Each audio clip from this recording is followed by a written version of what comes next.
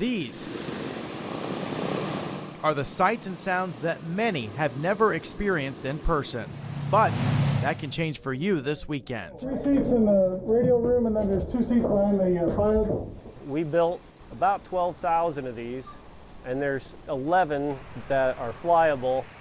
There's 5 airplanes that really tour, and so it's kind of a rare thing to be able to see a B-17 or come take a ride on one. John Shuttleworth is one of the volunteer pilots. He says without public tours, the B-17 will be nothing more than a memory. Everything we do goes to support the airplane. So the airplane's incredibly expensive to operate. All of the ride revenue goes to the maintenance and the restoration and just keeping the airplane going, and we're all volunteers.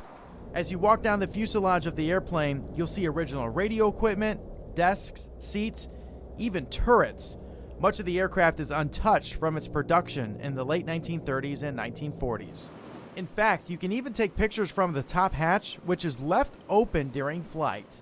At the front of the plane, under the cockpit, you get views unmatched by any aircraft that we are accustomed to today. The purpose of allowing the public to see these views?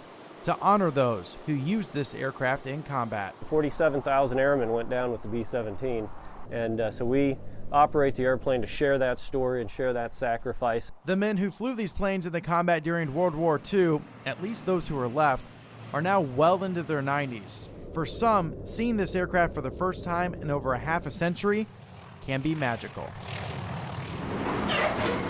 Like on Father's Day, I've seen whole families break down because Grandpa finally told him the story of what happened because of seeing this airplane and being able to hear it. When the last of the people are gone, this tiny fleet of airplanes will be the closest thing we have to a piece of history that feels alive. So the only way we can do it is by selling the rides and keeping her going as a working girl.